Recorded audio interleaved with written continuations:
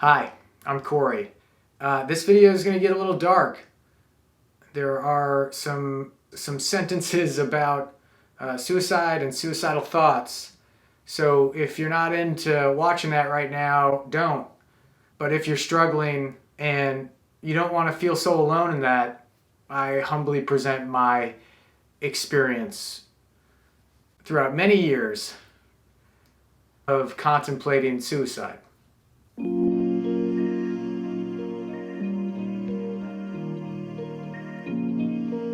I'm 10 years old and I'm alone in my bedroom. I go over to my small wooden desk and turn on my plastic baseball glove lamp. I put my gift up on the desk and I spread it out. I want to get a good look at it. My gift is a sort of kids' junior science set. I open the box and it's packed neatly in styrofoam and plastic and cardboard, and it's pretty extensive.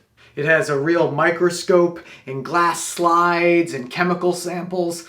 It's all very adult and very cool. But that doesn't interest me. I go for the scalpel. It's small with a flimsy plastic base, but it has an effective metal blade. I run it lightly over my left wrist, debating if I should press harder. I know that I should probably keep this sort of thing a secret. I know this got dark real fast, but suicide is always one of the top causes of death in the US, and yet no one ever really talks about it. It's like there's shame hidden within shame, like some sort of depressed Russian doll. Luckily, I didn't press any harder that night, and my parents noticed the symptoms and got me into therapy right away. That would be the first of several times going to therapy. I, too, suffer from the classic neo-American trifecta: obsessive compulsive disorder, anxiety disorder, and depression. Yeah. Through it all, I feel like I've had bouts of existential crises and panic attacks and overwhelming sadness that felt like it came from nowhere, to social issues and shame. I mean, it's really been the whole gamut.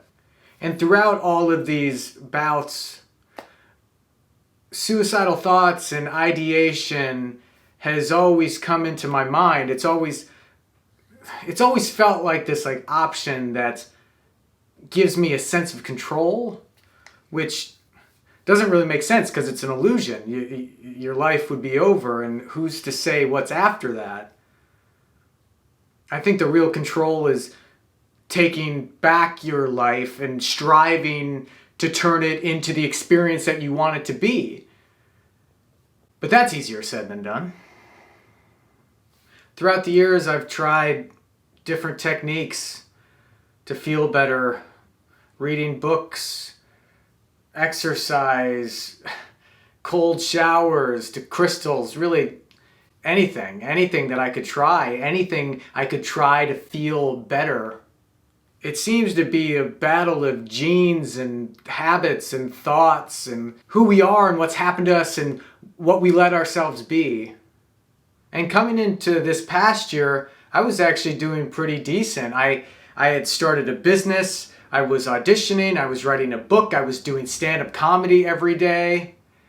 But then this thing happened and everything got shut down, and I almost went into a sort of self-imposed exile along with the quarantine.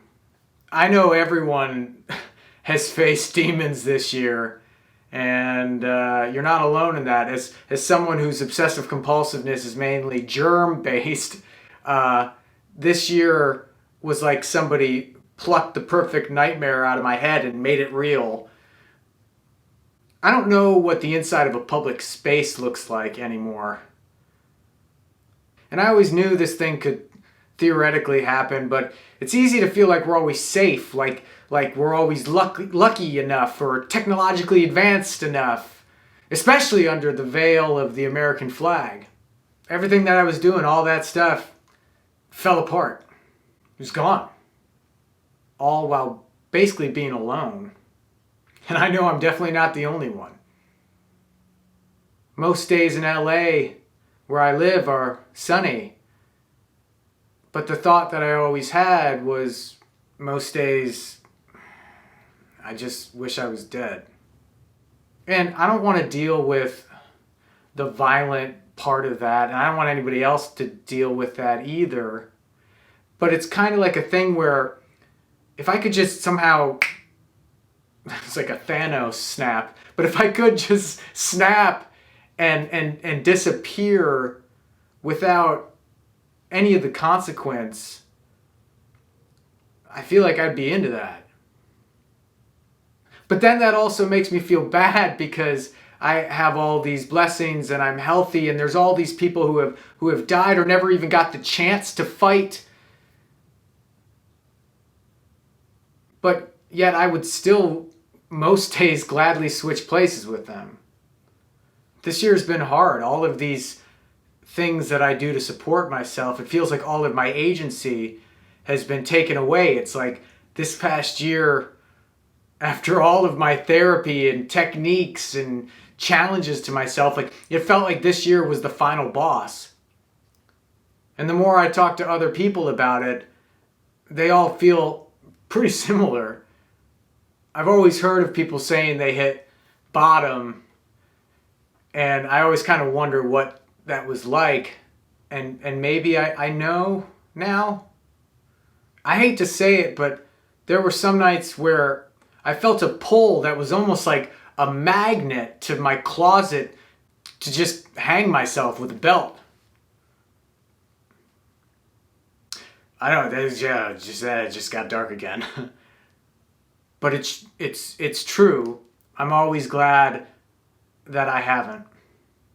I always talk to people about this in real life. I'm really open about it. And it surprises people because I usually lead with a lot of positivity and humor. But sometimes I just run out of gas. I've always wanted to record and release a video like this, but I've been really scared. I'm open to talk about it in real life, in the world, but to have it recorded and on the internet forever, that's daunting. But maybe in this case, that'd be a good thing. So I took a leap this year. I decided to say, fuck it. I've always wanted to do this, to reveal myself in all the writing that I've done. Because at this point, what am I really afraid of? No one can be any more mean to me than I've been to myself. No one can judge me more than I've judged myself. And if this is really my life, I'm gonna try and do something with it that I find has meaning and that is fun and that gives me purpose. So I made a goal this year. I am gonna make 52 YouTube videos sharing my work, my thoughts, my experiences, the books that have helped me, my stories, my heart. This is video number 4.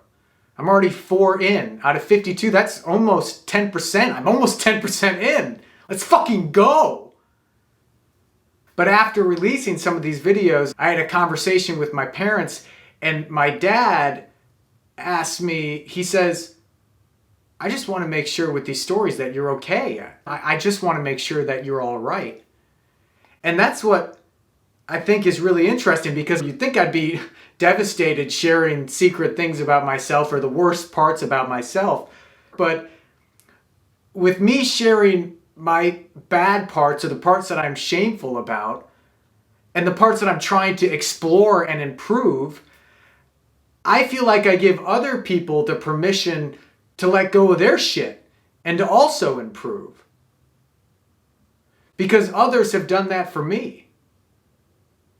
It's precisely because I'm sharing this hard stuff that for some reason I feel better. Throughout many periods of my life, and certainly most of last year, I always have the thought, most days, I just wish I was dead. But for some reason, after starting this project a month ago, that thought has all but disappeared. So, yeah, Dad, I know this stuff is scary, but for right now, I feel good.